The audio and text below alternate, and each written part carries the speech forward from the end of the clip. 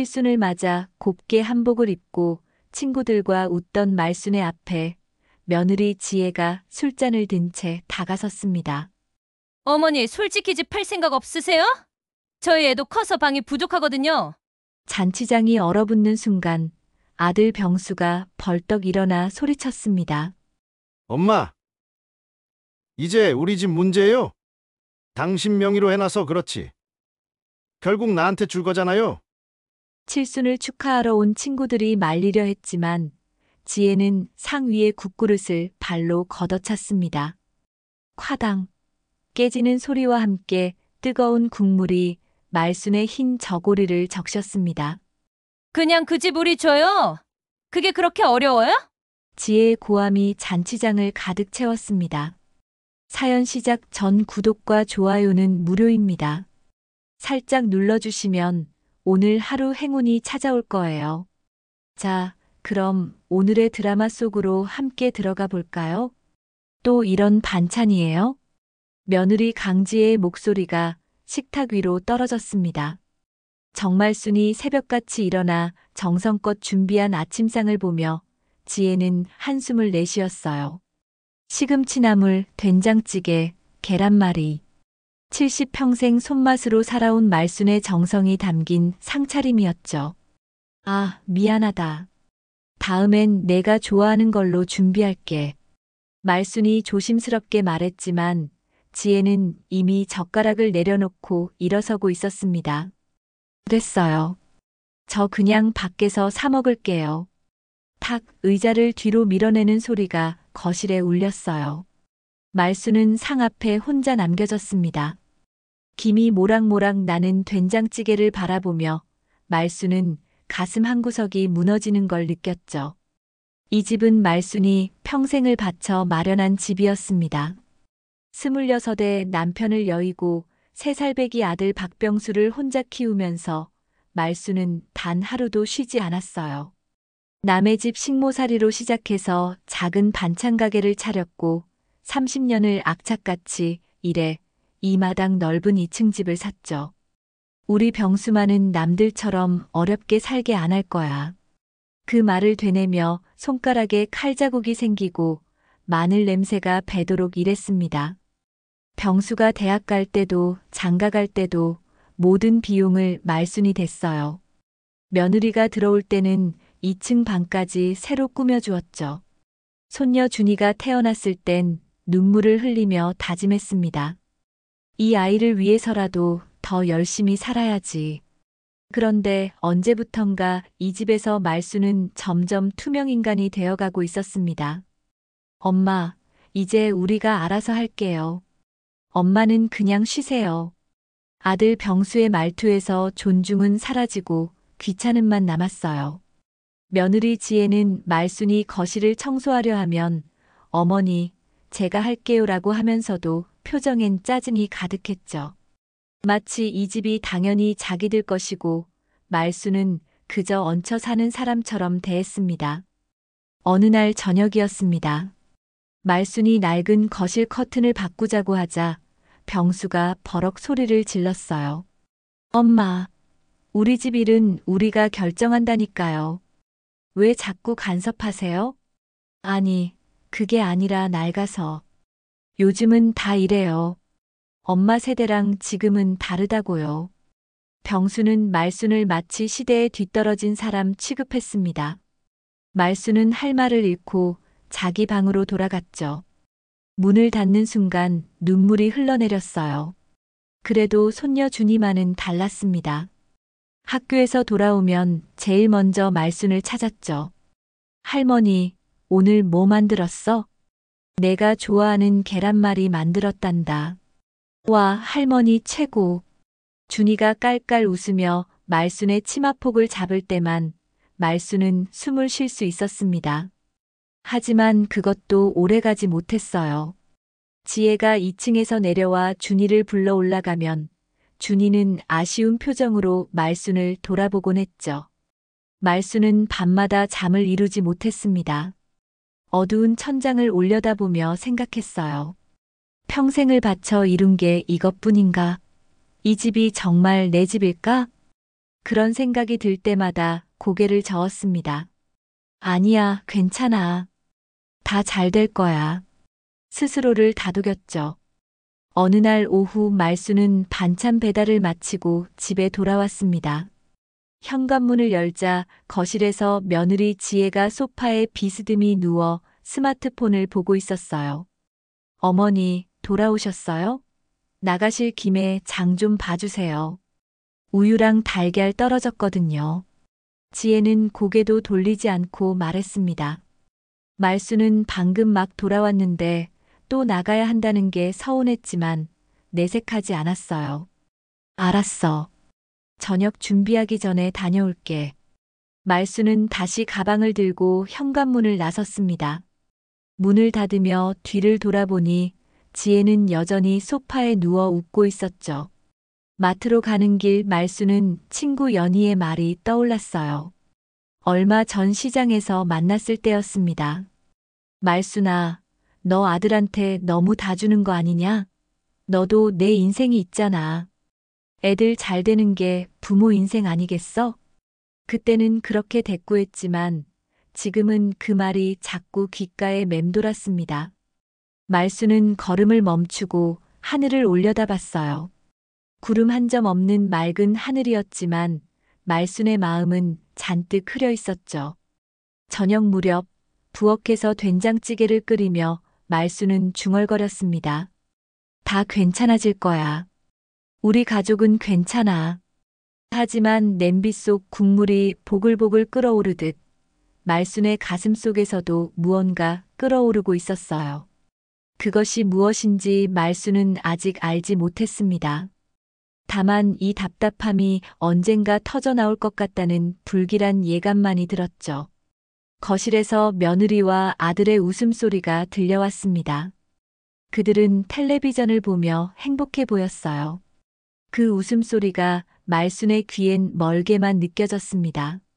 마치 자신만 이 집에서 동떨어진 사람처럼요. 말수는 국자로 찌개를 저으며 한숨을 내쉬었습니다. 손가락에 밴 마늘 냄새를 맡으며 생각했어요. 이 냄새가 내 인생의 전부구나. 말순의 눈가가 뜨거워졌지만 눈물을 삼켰습니다. 아직은 울 때가 아니라고, 참아야 한다고 스스로에게 말했죠. 그날 밤 말수는 홀로 마루에 앉아 어두운 마당을 바라봤습니다. 마당 한 구석에 심어둔 장미꽃이 달빛에 빛나고 있었어요. 예전에 병수가 어렸을 때 함께 심었던 꽃이었죠. 그때는 정말 행복했습니다. 엄마, 이 꽃 크면 엄마 드릴 거예요.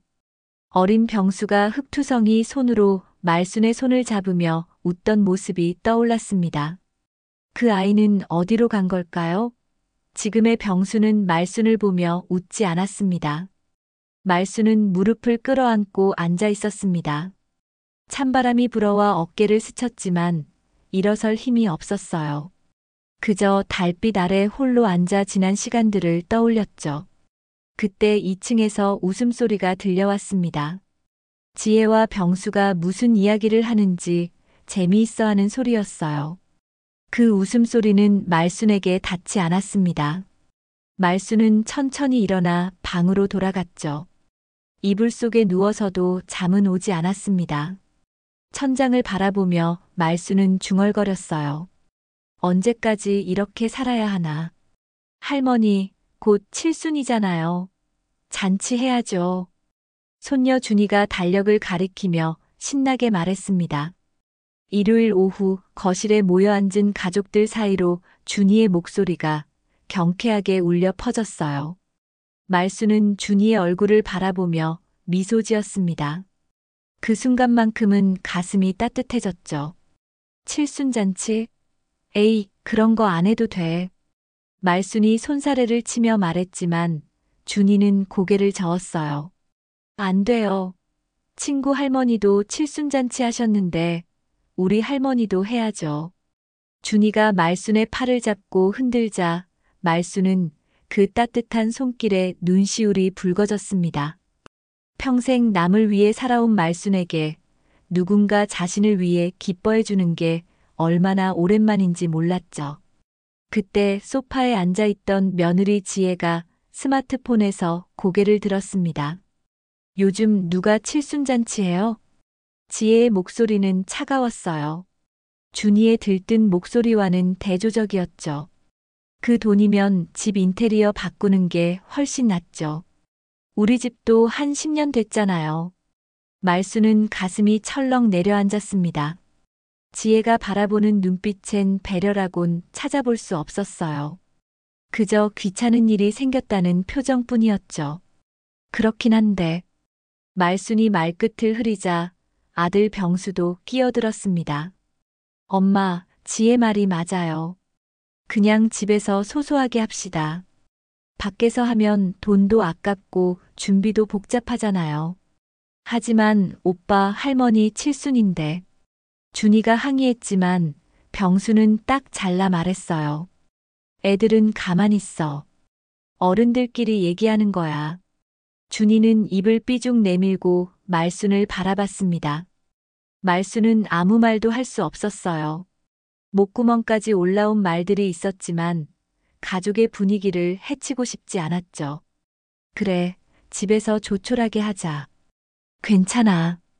말순이 작게 웃으며 말했지만 가슴속엔 서운함이 가득 찼습니다. 70년을 살아오면서 한 번쯤은 축하받고 싶었어요. 평생 남을 먹이고 돌보느라 정작 자신은 뒷전이었죠. 이번만큼은 달랐으면 했는데 그마저도 허락되지 않았습니다. 며칠 뒤 말순이 반찬 배달을 나갔을 때였습니다. 단골 어르신들이 모여있는 정자에 들렀는데 동네 이장님이 반갑게 말순을 불렀어요. 말순이, 칠순 며칠 안 남았다며? 잔치는 언제 해? 아, 그냥 집에서 조용히 지낼까 해요. 그게 무슨 소리야? 칠순은 한 번뿐인데 제대로 해야지. 옆에 앉아있던 연희도 거들었습니다. 맞아. 우리 동네 사람들이라도 모여서 축하해줘야지. 말순이 내가 이 동네에서 얼마나 많은 사람들 도왔는데. 어르신들이 하나둘 거들며 칭찬을 쏟아냈어요. 말순은 그제야 눈시울이 뜨거워졌습니다. 가족보다 이웃들이 더 자신을 생각해주는 게 고맙기도 하고 슬프기도 했죠. 그럼 우리 동네 회관에서라도 해. 내가 주선할 테니까. 이장님의 말에 말순은 결국 고개를 끄덕였습니다. 평생 남을 위해 살았는데 이번 한 번쯤은 자신을 위해 살아도 되지 않을까요? 칠순 당일 작은 식당을 빌려 잔치가 열렸습니다. 동네 어르신들과 친구들이 모여들었어요. 말순은 오랜만에 곱게 한복을 입고 나왔죠. 거울을 보며 스스로도 놀랐습니다. 언제 이렇게 늙었나 싶으면서도 오늘만큼은 기분이 좋았어요. 말순아, 정말 예쁘다. 연희가 말순의 손을 잡으며 웃었습니다. 친구들이 둘러앉아 사진을 찍고 옛날 이야기를 나누며 웃음꽃을 피웠어요. 말순은 오랜만에 진심으로 행복했습니다. 하지만 한쪽 구석에서 며느리 지혜는 못마땅한 표정으로 팔짱을 끼고 있었어요. 병수도 시계를 자꾸 들여다보며 언제 끝나나 하는 표정이었죠. 준이만 할머니 옆에 붙어서 즐거워했습니다. 잔치가 무르익을 무렵 술이 오가기 시작했어요. 어르신들이 말순에게 축배를 들며 덕담을 건넸습니다. 말순이 100세까지 건강하게 살아. 자식 복도 있고 참 좋겠어. 그때였습니다. 지혜가 갑자기 자리에서 일어나더니 말순 앞으로 다가왔어요. 사람들의 시선이 지혜에게 쏠렸죠. 어머니. 지혜의 목소리는 평소보다 높았습니다. 술 기운이 약간 오른 듯 했어요. 솔직히 말씀드려도 될까요? 말순은 불안한 예감이 들었습니다. 하지만 이미 모든 사람이 듣고 있는 상황이었죠. 집 팔 생각은 없으세요? 순간 잔치장이 조용해졌습니다. 사람들이 술잔을 내려놓고 지혜를 바라봤어요. 말순은 귀를 의심했습니다. 지금 뭐라고 했니? 저희 준이도 이제 커서 방이 부족하거든요. 그 큰 집에 어머니 혼자 쓰시는 거 아까워요. 지혜의 말에 잔치장 분위기가 얼어붙었습니다. 연희가 황급히 끼어들었어요. 야, 지혜야. 오늘이 무슨 날인데 그런 말을. 아니, 사실이잖아요. 어차피 나중에 우리한테 올 집인데 미리 정리하는 게 낫죠. 말수는 가슴이 무너져 내리는 것 같았습니다. 칠순 잔치날, 그것도 사람들 앞에서 이런 말을 듣다니. 평생 모은 집이, 피땀 흘려 마련한 그 집이 며느리 입에선 그저 욕심의 대상일 뿐이었어요. 병수야, 내가 좀 말려라. 이장님이 병수를 쳐다봤지만 병수는 고개를 숙이고 있었습니다. 말리지 않았어요. 아니, 말리지 않는 게 아니라 동조하고 있는 것처럼 보였죠. 말수는 떨리는 손으로 술잔을 들었습니다. 온몸에 힘이 빠져나가는 것 같았어요. 친구들이 걱정스러운 눈빛으로 말순을 바라봤지만 말순은 아무 말도 할 수 없었습니다. 어머니, 대답 좀 해주세요. 지혜가 다그치듯 말했고 말순은 그제야 입을 열었어요. 오늘은 내 칠순이야. 이 얘기는 나중에 하자. 목소리가 떨렸습니다. 말순은 자리에서 일어나 화장실로 향했어요. 사람들 앞에서 눈물을 보이고 싶지 않았죠. 거울 앞에 선 말순은 한복을 곱게 차려입은 자신의 모습을 봤습니다. 그 얼굴에 눈물이 주르르 흘러내렸어요. 내가 뭘 잘못한 걸까? 70년을 살아오며 한 번도 제대로 된 축하를 받아본 적 없는 말순이었습니다. 오늘만큼은 달랐으면 했는데 그마저도 망가져 버렸죠. 말순은 화장실 벽에 기대어 한동안 울었습니다. 밖에선 여전히 웃음소리가 들렸지만 그 웃음 속에 말순은 없었습니다. 말순은 화장실에서 찬물로 얼굴을 씻었습니다. 거울 속 자신의 모습이 초라해 보였어요. 곱게 입은 한복도 정성스럽게 빗어올린 머리도 이제는 의미가 없어 보였죠. 심호흡을 몇 번 하고 말순은 다시 잔치장으로 돌아갔습니다. 자리에 앉자 연희가 말순의 손을 꼭 잡아주었어요. 아무 말 없이 그저 손을 잡아주는 것만으로도 위로가 됐습니다. 다른 어르신들도 애써 분위기를 바꾸려 밝은 이야기를 꺼냈죠. 자, 말순이 건강 위해 한 잔 더 합시다. 이장님이 술잔을 들자 사람들이 하나둘 따라 들었어요. 말순도 억지로 미소를 지으며 잔을 들었습니다. 이 자리를 망치고 싶지 않았죠. 하지만 가슴속 응어리는 점점 커져만 갔어요. 그때 병수가 갑자기 자리에서 일어났습니다. 얼굴이 붉게 상기되어 있었어요.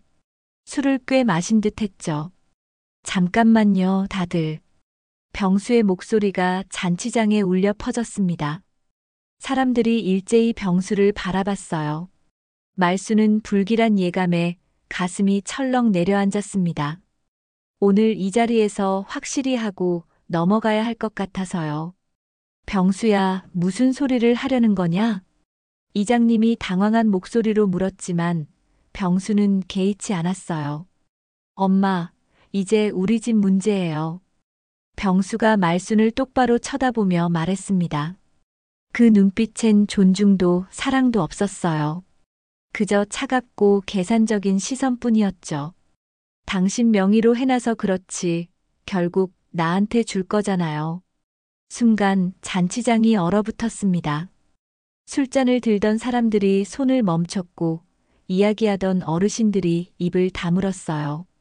정적이 흘렀죠. 병수야, 오늘이 무슨 날인데 그런 말을 하냐. 연희가 벌떡 일어나며 소리쳤습니다. 다른 어르신들도 웅성거리기 시작했어요. 칠순날 자식이 어떻게 저런 말을. 말순이가 얼마나 고생해서 병수를 키웠는데. 하지만 병수는 귀를 막은 듯 계속 말을 이어갔습니다. 제가 뭘 잘못했어요?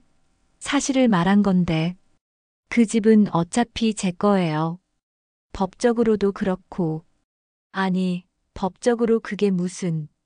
이장님이 말하려던 순간 지혜가 벌떡 일어났습니다. 지혜의 얼굴에도 술 기운이 가득했어요. 눈빛이 날카로워져 있었죠. 맞아요. 우리도 이제 인생 계획이 있다고요. 지혜가 큰 소리로 외쳤습니다. 그리고는 상 위에 놓인 국그릇을 향해 손을 뻗었어요. 사람들이 무슨 일인가 싶어 지켜보는 순간 지혜는 그 그릇을 발로 걷어찼습니다. 콰당! 국그릇이 바닥으로 떨어지며 산산조각 났어요. 뜨거운 국물이 사방으로 튀었습니다. 말순의 흰 저고리에도 국물이 튀었죠. 뜨거운 액체가 옷을 적시는 느낌의 말순은 움찔했지만 말순의 눈은 깨진 그릇 조각들을 바라보고 있었어요. 그냥 그 집 우리 줘요. 그게 그렇게 어려워요? 지혜가 소리를 질렀습니다. 목소리가 잔치장 전체를 울렸어요. 사람들은 충격에 입을 다물지 못했죠. 야, 이게 무슨 짓이냐? 이장님이 벌떡 일어나 지혜를 제지하려 했지만 지혜는 이미 흥분한 상태였어요. 평생 우리한테 집 준다고 해놓고 왜 아직도 명예 안 넘겨요? 우리 애도 크는데 방도 부족하고 리모델링도 해야 하고 다 돈이 든다고요. 지혜야, 제발 그만해라. 연희가 지혜의 팔을 잡으려 했지만 지혜는 뿌리쳤습니다. 왜요? 제가 뭘 잘못했어요? 진작 정리했어야 할 일을 미루니까 이렇게 되는 거잖아요. 병수도 옆에서 거들었어요. 엄마, 우리도 이제 40이 다 됐어요.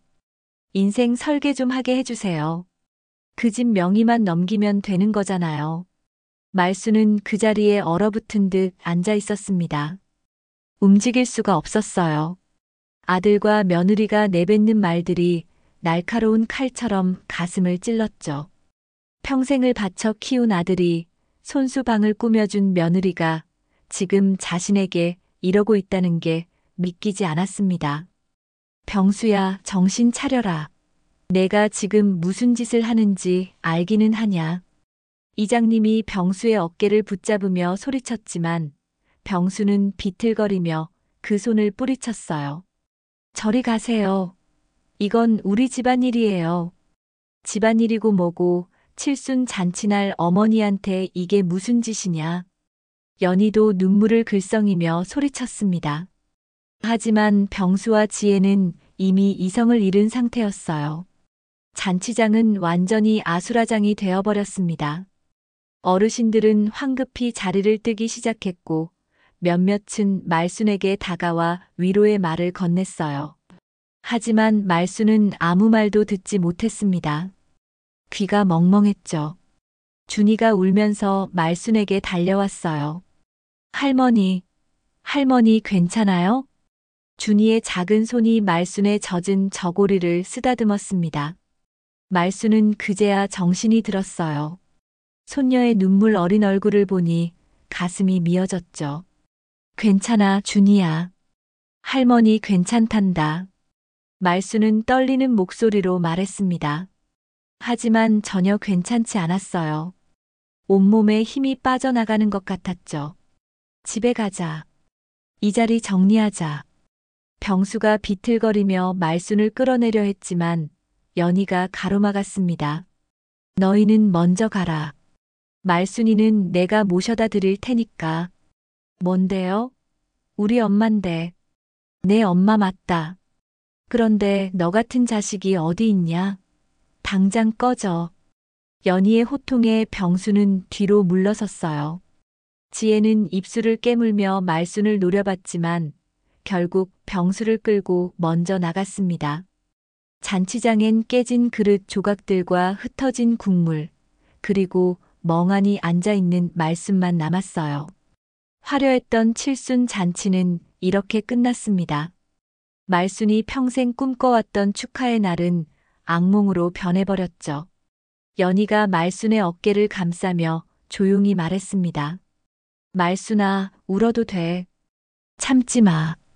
그제야 말순의 눈에서 눈물이 주르르 흘러내렸어요. 소리 없이, 하지만 멈출 수 없이 눈물이 쏟아졌습니다. 70년을 살아오며 한 번도 제대로 울어본 적 없던 말순이었어요. 오늘 이 순간 말수는 무너져 내렸습니다. 내가 뭘 잘못한 걸까? 말순의 떨리는 목소리가 텅 빈 잔치장에 메아리 쳤습니다. 연희가 말순을 집까지 데려다 주었습니다. 현관문을 열고 들어서는 순간 말순은 다리에 힘이 풀렸어요. 연희가 황급히 말순을 부축했죠. 말순아, 오늘은 내가 여기 있어줄까? 아니야. 괜찮아. 들어가서 쉬어. 말순은 애써 웃으며 연희를 돌려보냈습니다. 혼자 있고 싶었어요. 현관문이 닫히자 집안은 정막에 휩싸였죠. 2층에서는 아무 기척도 들리지 않았습니다. 병수와 지혜는 이미 돌아와서 방문을 닫고 들어간 듯 했어요. 말수는 천천히 한복을 벗었습니다. 국물이 튄 흰 저고리를 보니 가슴이 미어졌어요. 새로 장만한 한복이었죠. 칠순을 맞아 처음으로 자신을 위해 산 옷이었는데 이렇게 더럽혀지고 말았습니다. 옷을 갈아입고 말수는 마루로 나왔어요. 불을 켜지 않은 거실은 어둠에 잠겨 있었습니다. 달빛만이 창문을 통해 희미하게 들어오고 있었죠. 말수는 마루 끝에 걸터 앉아 어두운 거실을 바라봤습니다. 내가 뭘 그렇게 잘못했을까? 중얼거림이 정막을 깼습니다. 평생을 바쳐 아들을 키웠어요. 맛있는 것 먹이려고, 좋은 옷 입히려고, 좋은 학교 보내려고 악착같이 일했죠. 남편 없이 혼자서 모든 걸 감당했습니다. 아들이 대학 갈 때는 밤을 새워가며 반찬을 만들어 팔았고, 장가 갈 때는 빚까지 내서 예식 비용을 댔어요. 그런데 돌아온 건 무엇이었을까요? 칠순 잔치날 상을 걷어차고 집을 넘기라고 소리치는 아들과 며느리였습니다. 말수는 무릎을 끌어안고 웅크렸어요. 가슴속에서 무언가 무너져 내리는 소리가 들리는 것 같았죠. 시간이 얼마나 흘렀을까요? 말수는 그렇게 마루에 앉아 밤을 지새웠습니다. 잠이 오지 않았어요. 눈을 감으면 오늘 일어난 일들이 파노라마처럼 지나갔죠. 병수의 차가운 눈빛, 지혜의 날카로운 목소리, 깨지는 그릇 소리. 모든 게 생생했습니다. 다음 날 아침이 밝았습니다. 말수는 몸을 일으키기가 힘들었어요. 온몸이 쑤시고 무거웠죠. 하지만 습관처럼 부엌으로 향했습니다. 아침상을 차려야 한다는 생각에 몸이 먼저 움직였어요. 식탁에 밥과 국, 반찬을 차렸습니다. 손이 떨려서 그릇이 덜컥거렸죠. 말수는 2층을 향해 조용히 불렀어요. 밥 먹어라. 목소리가 나오지 않았습니다. 다시 한번 힘을 주어 말했죠. 밥 차렸어. 잠시 후 병수가 내려왔습니다. 멀쩡한 얼굴이었어요. 어제 일이 없었다는 듯 무심하게 식탁에 앉았죠. 말수는 아들의 얼굴을 바라봤습니다. 사과 한마디라도 있을 줄 알았는데 병수는 그냥 숟가락을 들었어요. 국이 짜네. 병수가 투덜거리며 말했습니다. 말수는 가슴이 철렁했어요. 어제 그 일을 저지르고도 사과는커녕 오히려 음식의 트집을 잡다니. 말수는 입술을 깨물었습니다. 미안하다. 다음엔. 그랬어요. 전 나가서 먹을게요. 병수는 숟가락을 내려놓고 일어났어요.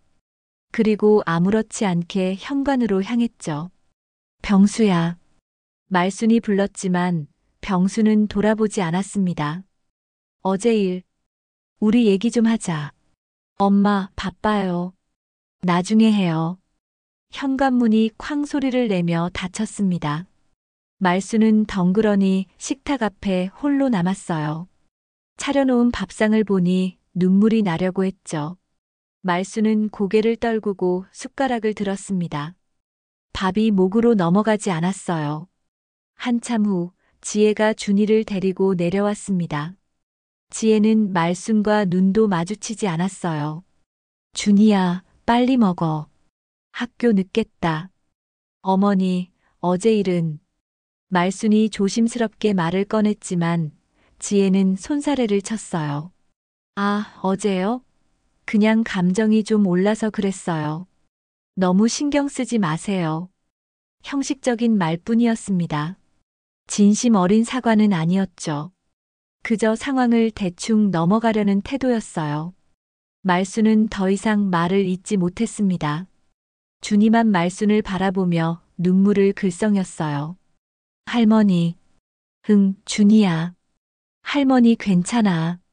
나 할머니랑 살 거예요. 엄마 아빠랑 안 살 거예요. 준이가 울먹이며 말하자 지혜의 표정이 굳어졌습니다. 준이야, 무슨 소리야. 빨리 먹어. 싫어. 할머니가 불쌍해. 준이가 소리치자 지혜는 벌떡 일어나 준이의 팔을 붙잡았어요. 준이, 그만해. 넌 몰라도 돼. 아파요, 엄마. 지혜는 준이를 끌다시피 2층으로 데려갔습니다.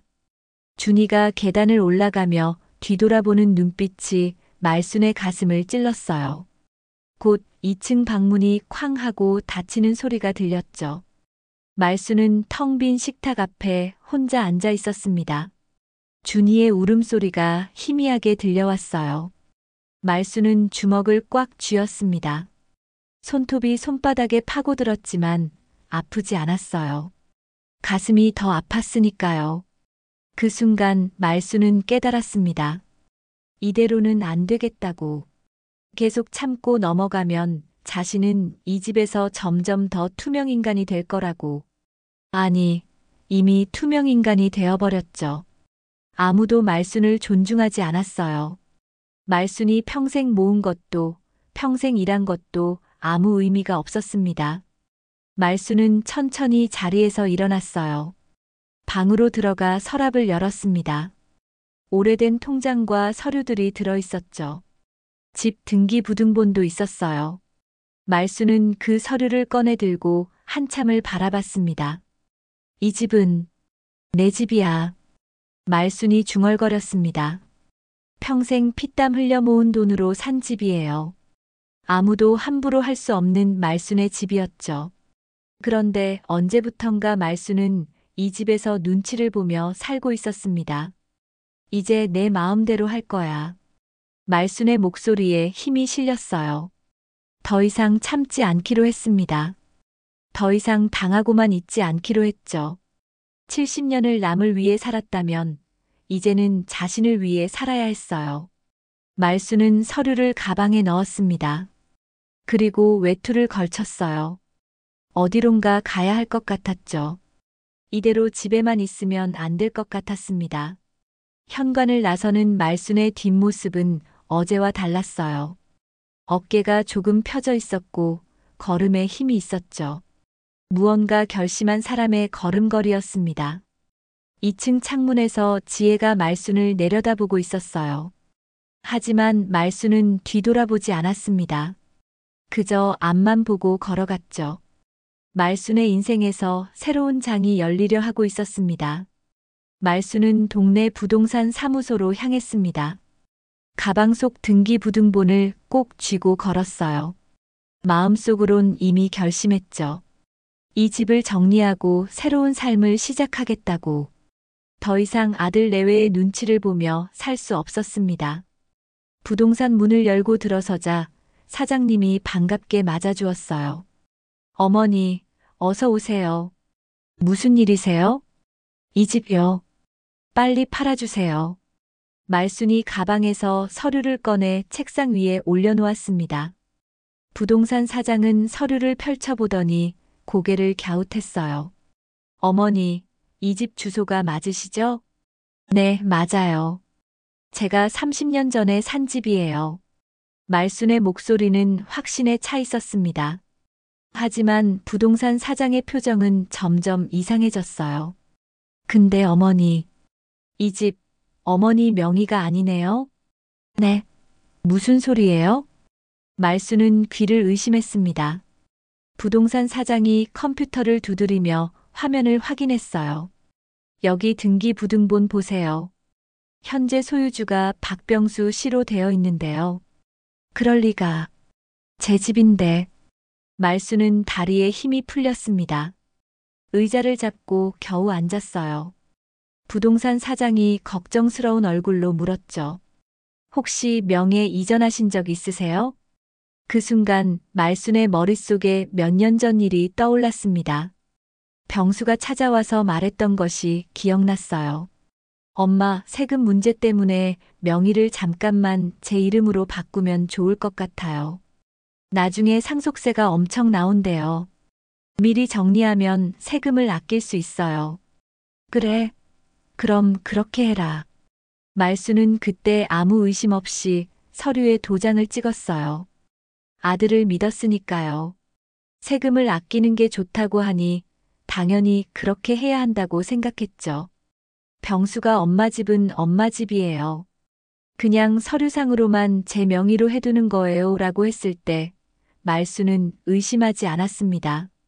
아, 그때 말수는 뒤늦게 깨달았어요. 그게 덫이었다는 것을. 병수가 세금을 핑계로 집을 가로챈 거였죠. 어머니, 명의가 아드님으로 되어 있으면 어머니가 함부로 못 파세요. 그럼 어떻게 해야 해요? 아드님 동의가 있어야죠. 아니면 명의를 다시 어머니 이름으로 돌려놓으시든가요. 말수는 머리가 하얘졌습니다. 병수가 동의할 리 없었어요.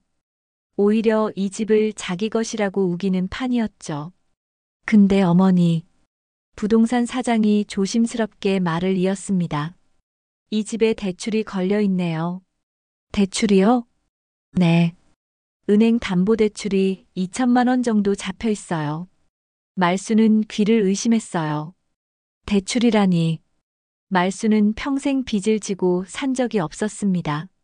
악착같이 모아서 현금으로 이 집을 샀어요. 대출 같은 건 생각해 본 적도 없었죠. 그럴 리가. 제가 대출 받은 적 없는데. 명의자가 박병수 씨니까 아드님이 받으신 것 같은데요. 순간 말순의 눈앞이 캄캄해졌습니다. 병수가 집을 담보로 대출을 받았다는 말이었어요. 말순 몰래 말순의 집을 담보로. 이게 무슨... 말순의 목소리가 떨렸습니다. 부동산 사장이 물 한 잔을 건네며 말했어요. 어머니, 괜찮으세요? 안색이 안 좋으신데. 괜찮아요. 괜찮아. 하지만 전혀 괜찮지 않았습니다. 말수는 가방을 움켜쥐고 부동산을 나왔어요. 비틀거리며 걸었죠. 하늘이 빙글빙글 도는 것 같았습니다. 말수는 근처 버스 정류장 벤치에 주저앉았어요. 손이 부들부들 떨렸습니다. 평생 모은 집이 피땀 흘려 장만한 그 집이 이미 아들의 손에 넘어가 있었어요. 아니, 넘어간 정도가 아니라 담보까지 잡혀 있었죠. 이걸로 내 집도, 내 인생도 다 가져갔구나. 말수는 중얼거렸습니다. 눈물이 주르르 흘러내렸어요. 지나가는 사람들이 힐끗힐끗 쳐다봤지만 말수는 신경 쓸 여력이 없었습니다. 병수가 그랬구나. 처음부터 계획했던 거였어요. 세금 핑계를 대며 명의를 빼앗고 그걸로 대출까지 받았죠. 며느리 지혜도 알고 있었을 겁니다. 칠순 잔치날 그렇게 당당하게 집을 달라고 할 수 있었던 이유가 이미 법적으로는 자기들 집이었기 때문이었어요. 말수는 가방에서 휴대전화를 꺼냈습니다. 손이 떨려 버튼을 누르기가 힘들었어요. 간신히 연희의 번호를 찾아 전화를 걸었죠. 여보세요? 연희의 목소리가 들렸습니다. 연희야. 나야. 말수나? 무슨 일이야? 목소리가 왜 그래? 나. 지금 어디 좀 와줄 수 있어? 어디야? 당장 갈게. 말수는 자신이 있는 위치를 말했어요. 얼마 지나지 않아 연희가 헐레벌떡 달려왔습니다. 말수나. 무슨 일이야? 얼굴이 왜 그래? 연희가 말순의 어깨를 붙잡았어요. 말순은 연희를 보자 참았던 눈물이 터져 나왔습니다. 연희야. 내 집이 벌써 병수 명의야. 뭐? 말수는 부동산에서 들은 이야기를 연희에게 털어놨어요. 명의가 바뀐 것, 대출까지 걸려 있다는 것. 모든 걸 말하고 나니 힘이 쭉 빠졌습니다. 그 자식이 어떻게 엄마한테. 연희의 목소리도 떨렸어요. 분노와 슬픔이 섞여 있었죠. 나 이제 어떡해. 내 집도 아니고. 말순이 울먹이며 말했습니다. 연희는 말순을 꼭 안아주었어요. 말순아, 진정해. 방법이 있을 거야. 무슨 방법이 있겠어. 이미 다 끝난 걸. 아니야. 내가 모르는 사이에 명의를 바꾼 거잖아. 속인 거라고. 법적으로 다툴 수 있어.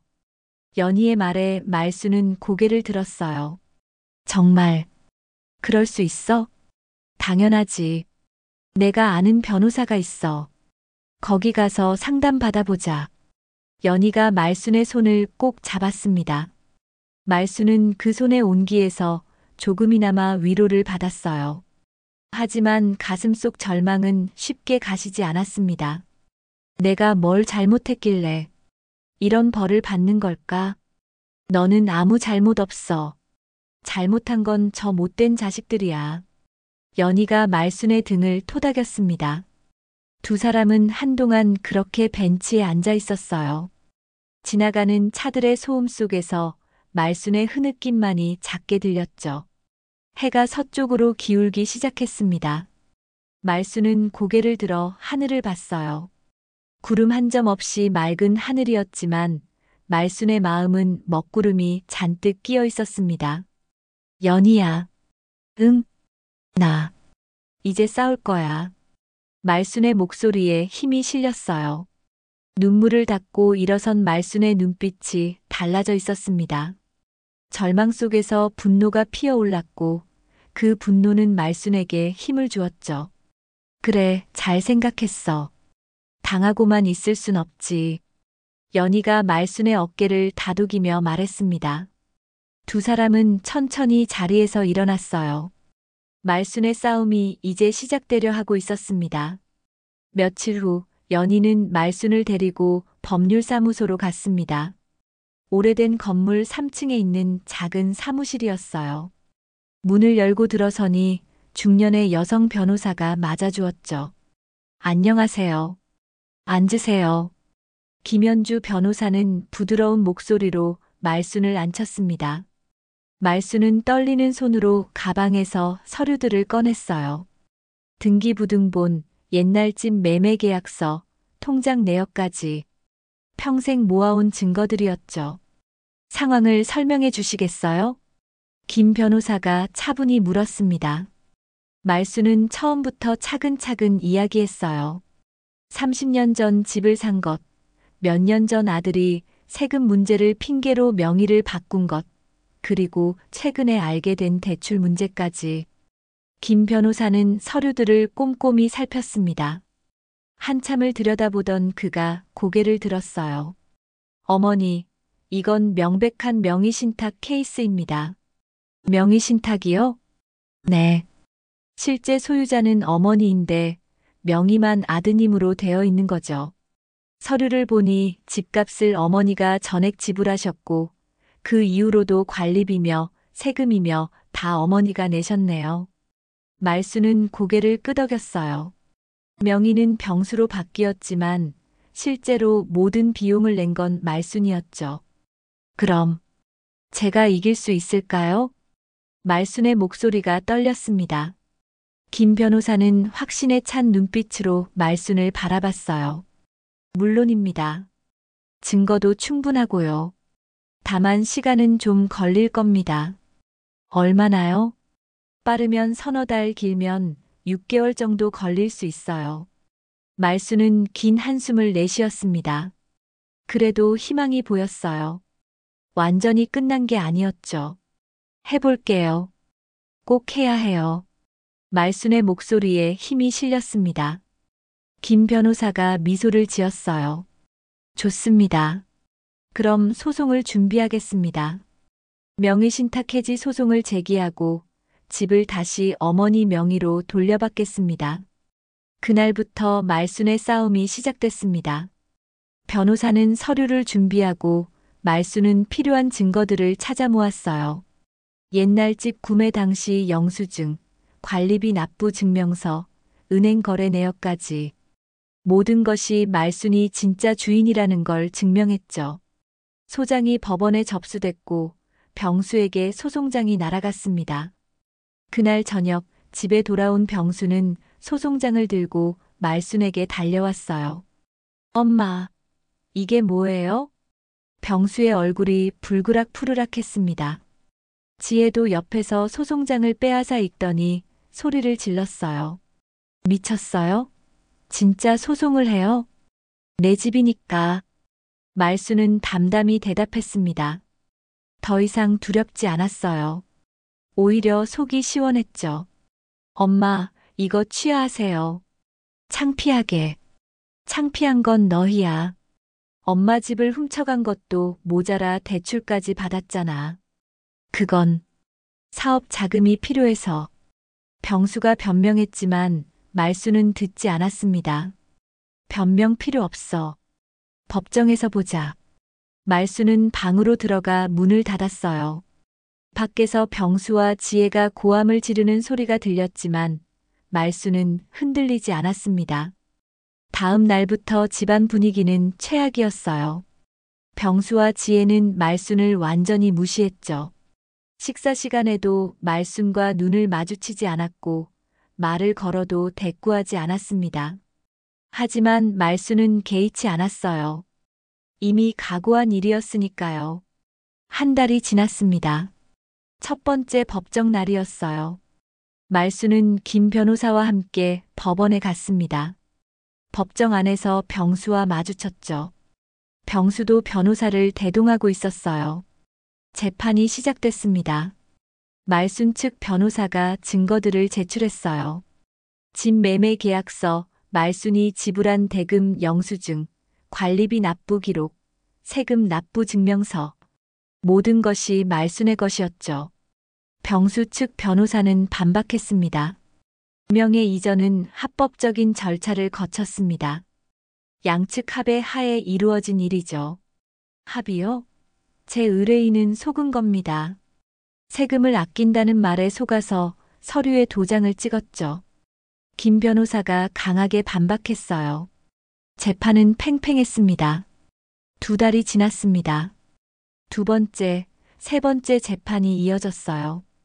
병수는 법정에서 눈물까지 흘리며 연기했습니다. 저는 엄마를 위해 명의를 받은 겁니다. 나중에 상속세 문제도 있고. 하지만 판사는 냉정했어요. 그렇다면 왜 집을 담보로 대출을 받으셨습니까? 그건 사업 자금이. 어머니의 동의를 받으셨습니까? 병수는 대답하지 못했습니다. 말수는 방청석에서 그 모습을 지켜봤어요. 한때는 사랑했던 아들이었는데 이제는 낯선 사람처럼 느껴졌죠. 석 달이 지났습니다. 네 번째 재판에서 판사가 중요한 질문을 던졌어요. 피고는 이 집의 관리비나 세금을 납부한 적이 있습니까?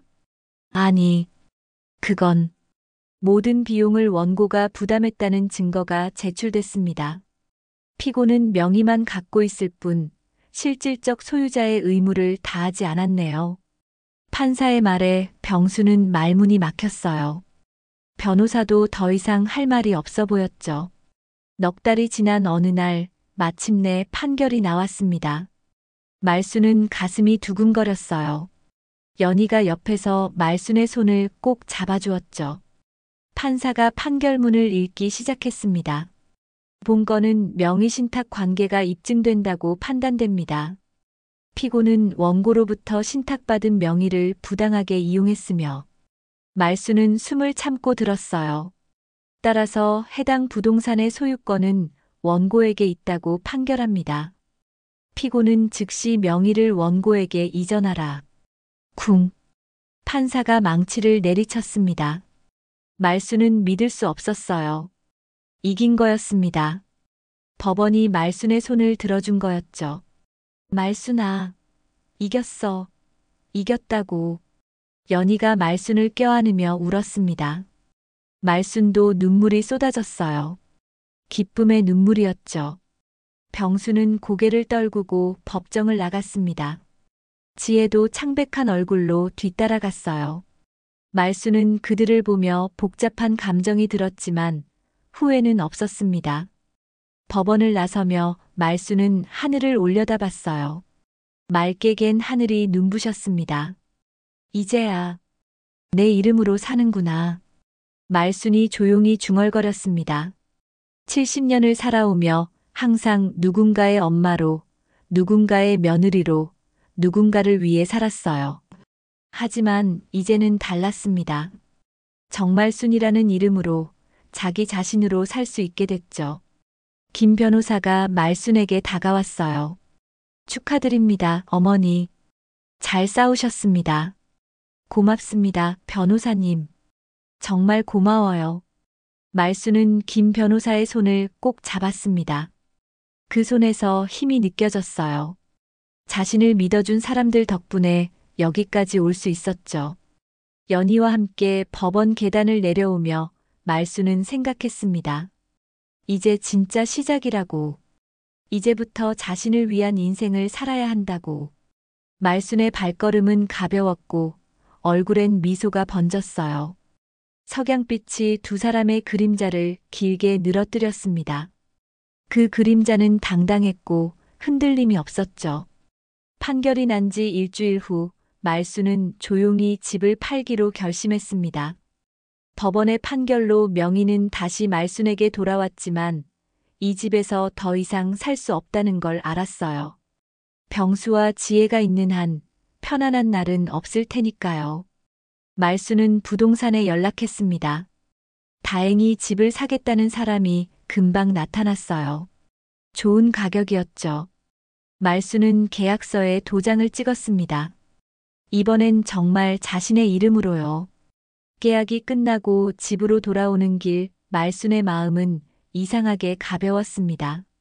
30년을 살았던 집을 떠난다는 게 슬플 줄 알았는데 오히려 시원했어요.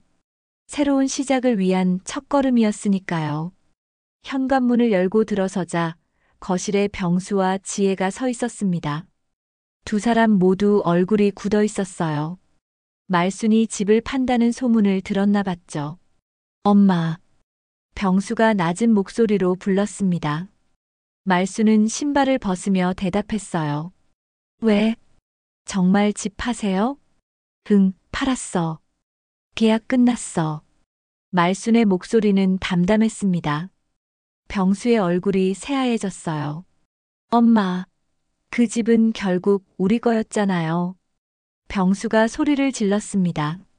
지혜도 벌떡 일어나며 말순 앞으로 다가왔어요. 어머니, 왜 남한테 넘겨요? 우리 집인데. 너희 집? 말순이 천천히 고개를 들어 두 사람을 바라봤습니다. 눈빛이 차가웠어요. 이 집은 내 집이야. 법원도 인정했어. 내 이름으로 판 거야. 그래도 나중에 우리한테 줄 거면서요. 지혜가 악을 썼지만 말순은 흔들리지 않았습니다. 줄 생각 없어. 뭐라고요? 병수가 믿을 수 없다는 표정으로 말순을 쳐다봤어요. 말순은 가방에서 서류 한 장을 꺼냈습니다. 유언장이었죠. 이거 봐. 내 유언장이야. 내 이름은 어디에도 없어. 말순이 서류를 병수 앞에 내밀었습니다. 병수는 떨리는 손으로 그걸 받아 읽었어요. 읽을수록 얼굴이 하얗게 질렸죠. 이게 무슨 집 판 돈은 내가 쓸 거야. 그리고 남으면 사회에 기부할 거고 너희한테 줄 건 단 한 푼도 없어. 엄마, 제정신이에요? 지혜가 소리를 지르며 유언장을 낚아채려 했지만 말순은 재빨리 걷었어요. 제정신이야. 이제야 정신 차렸지. 말순은 소파에 앉았습니다. 다리가 후들거렸지만 표정만은 단단했어요. 병수야. 너 어렸을 때 기억나니? 내가 새벽부터 밤까지 일해서 너 학원 보냈잖아. 대학 등록금도 내가 다 댔어. 장가 갈 때도 예식장 비용에 신혼집 살림까지 내가 다 해줬지. 그래서 뭐요? 그게 부모 도리 아니에요? 병수의 말에 말수는 쓴웃음을 지었습니다. 그래, 부모 도리지. 근데 자식 도리는? 칠순 잔치날 상 걷어차고 집 내놓으라고 소리 지르는 게 자식 도리니? 그건 변명하지 마. 나도 이젠 알아. 너희가 날 뭘로 봤는지. 말순의 목소리가 떨렸습니다. 하지만 눈물은 나오지 않았어요. 이미 다 흘려버렸으니까요.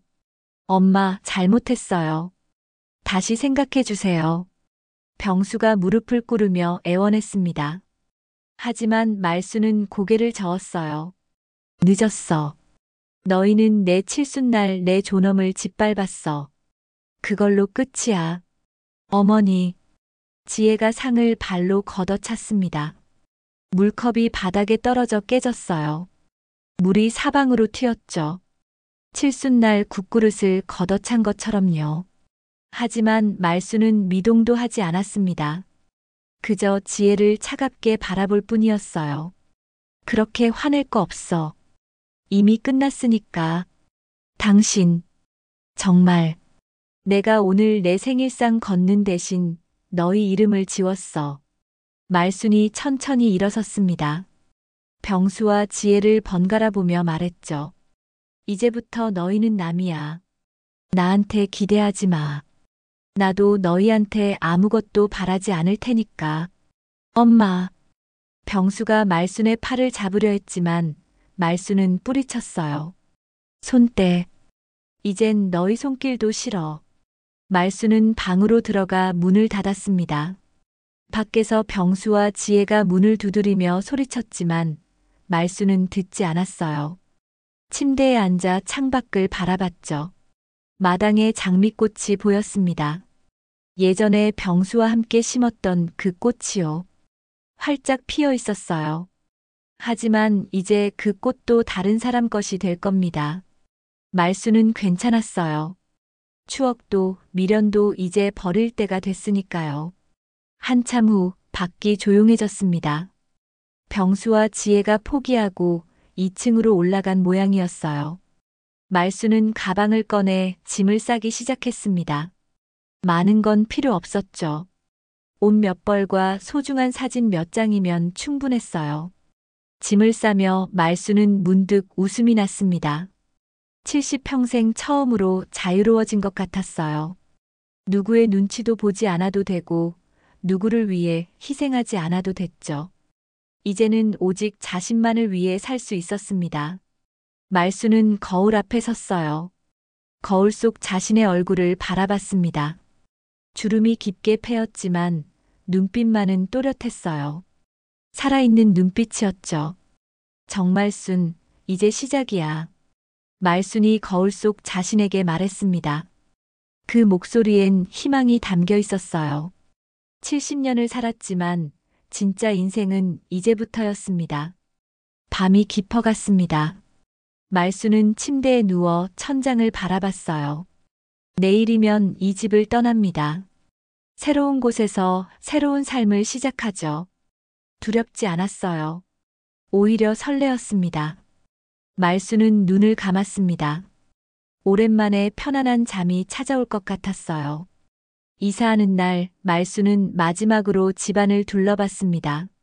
30년을 살았던 공간이었죠. 하지만 이제 이 집은 추억일 뿐이었어요. 말수는 미련 없이 짐을 챙겨 문을 나섰습니다. 2층에서 병수와 지혜가 창문 너머로 내려다보고 있었어요. 하지만 말수는 고개도 돌리지 않았습니다. 이미 작별은 끝났으니까요. 연희가 운전하는 차를 타고 말수는 새로운 삶을 향해 떠났죠.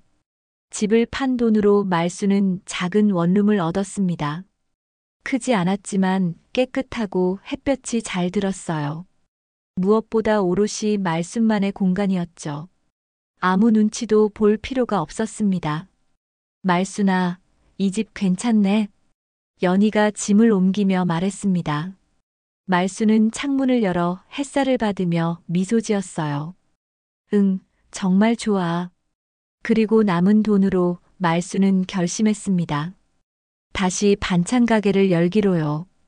연희가 제안했죠. 말수나, 나도 심심한데 같이 하자. 옛날처럼.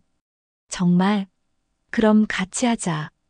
두 사람은 작은 가게를 얻었습니다. 동네 골목 한 구석에 있는 아담한 가게였어요. 간판을 달고 주방을 정리하고 반찬 재료를 준비했죠. 평생 해온 일이라 손에 익었습니다. 개업하는 날, 말수는 앞치마를 두르고 가게 앞에 섰어요. 아침 햇살이 유리창을 비추고 있었습니다. 연희가 옆에서 말순의 어깨를 두드렸죠. 말순아, 시작이다. 응, 시작이야. 첫 손님이 들어왔습니다. 동네 아주머니였어요. 김치찌개와 나물 반찬을 주문했죠. 말수는 정성껏 음식을 담았습니다. 손님이 한 숟가락 떠먹더니 엄지를 치켜 세웠어요. 맛있어요. 여기 자주 올게요. 말수는 흐뭇하게 웃었습니다. 누군가에게 강요받지 않고 자신이 원해서 만든 음식이었어요. 그래서인지 더 맛있게 느껴졌죠. 이제야 진짜 내 손으로 버는 기분이야. 말순이 연희에게 말했습니다. 연희도 고개를 끄덕였어요. 그래, 우리 이제 우리 인생 사는 거야. 가게는 점점 손님이 늘었습니다. 말순의 손맛을 아는 단골들이 찾아왔고 입소문을 듣고 오는 손님들도 있었어요. 말순은 하루하루가 즐거웠습니다. 아침에 일어나는 것도 음식을 만드는 것도 손님을 맞이하는 것도 모두 행복했죠. 어느 날 오후였습니다. 가게 문이 열리는 소리가 들렸어요. 말순이 고개를 들자 준이가 서 있었습니다. 교복을 입은 준이가 혼자 찾아온 거였죠. 할머니, 준이야. 말순은 깜짝 놀라 앞치마를 벗으며 준이에게 다가갔어요. 준이는 말순을 꼭 껴안았습니다. 할머니, 보고 싶었어요. 나도 보고 싶었어, 준이야. 말순의 눈시울이 붉어졌습니다.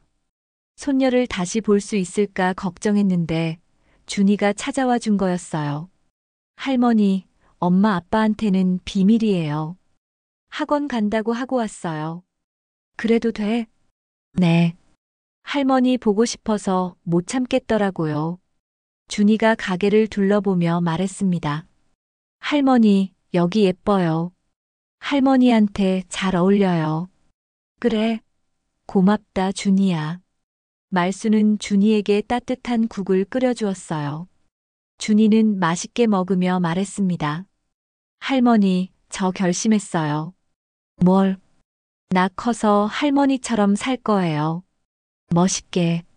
준이의 말에 말수는 숟가락을 든 손이 멈췄습니다. 가슴이 뭉클했어요. 준이야. 할머니 진짜 멋있어요. 아무한테도 안 지고 당당하게 사시잖아요. 저도 그렇게 살고 싶어요. 말수는 눈가를 훔쳤습니다. 눈물이 나려고 했거든요. 하지만 이번엔 슬픔의 눈물이 아니었어요. 기쁨의 눈물이었죠. 준이야, 이리 와봐. 말수는 준이를 꼭 안았습니다. 준이의 머리를 쓰다듬으며 말했어요. 그래, 누구에게도 밟히지 말고 살아라. 내 이름으로 내가 원하는 대로 살아야 해. 네, 할머니. 꼭 그렇게 살게요. 준이가 말순의 품에서 고개를 끄덕였습니다. 두 사람은 한참을 그렇게 안고 있었어요. 해가 저물기 시작했습니다. 준이는 집에 가야 한다며 일어섰어요. 말순은 준이에게 반찬을 싸주며 말했습니다. 자주 와. 할머니 여기 있을게. 네, 꼭 올게요. 준이가 손을 흔들며 가게를 나갔습니다. 말수는 문 앞에 서서 준이의 뒷모습을 지켜봤어요. 작은 몸집이지만 씩씩하게 걸어가는 모습이 대견했죠. 말수는 가게로 돌아와 창가에 앉았습니다. 저녁 햇살이 창문 너머로 들어오고 있었어요. 따스한 빛이 말순의 얼굴을 비쳤죠. 말순은 그 빛을 받으며 눈을 감았습니다. 칠순날 국물이 튀고 그릇이 깨지던 그날이 떠올랐어요. 존엄이 짓밟히고 마음이 무너지던 순간이었죠. 하지만 지금 말순은 달랐습니다. 그때 무너진 존엄을 다시 세웠어요. 아니, 더 단단하게 세웠죠. 이제야 제대로 사는 것 같아. 말순이 중얼거렸습니다. 70년을 살았지만 진짜 삶은 지금부터였어요. 누구를 위한 삶이 아니라 오롯이 자신을 위한 삶이었죠. 연희가 커피를 내와 말순 옆에 앉았습니다. 말순아, 행복해? 응, 정말 행복해. 말순의 대답에 연희도 미소 지었어요. 두 사람은 나란히 앉아 창밖을 바라봤습니다. 석양빛이 거리를 물들이고 있었어요. 사람들이 오가고 차들이 지나가고 세상은 여전히 돌아갔죠. 하지만 말순의 세상은 새롭게 시작됐습니다. 칠순날 흩어졌던 존엄의 조각들을 주워 모아 더 단단한 자신을 만들었어요. 이제 말순은 두렵지 않았습니다. 무엇이든 할 수 있을 것 같았죠. 저녁 햇살이 가게 안을 가득 채웠습니다. 그 빛 속에서 말순은 환하게 웃고 있었어요. 70년 만에 찾은 진짜 미소였습니다. 누가 시켜서가 아니라 진심으로 우러나온 미소였죠. 말순의 새로운 인생이 시작됐습니다. 그리고 그 시작은 누구보다 찬란하게 빛나고 있었어요. 오늘 사연은 여기까지입니다. 마음에 닿으셨다면 조용히 응원해주세요. 구독과 좋아요는 무료지만 저에게는 큰 힘이 됩니다. 건강과 복 그리고 좋은 소식이 늘 함께 하시길 진심으로 바랍니다.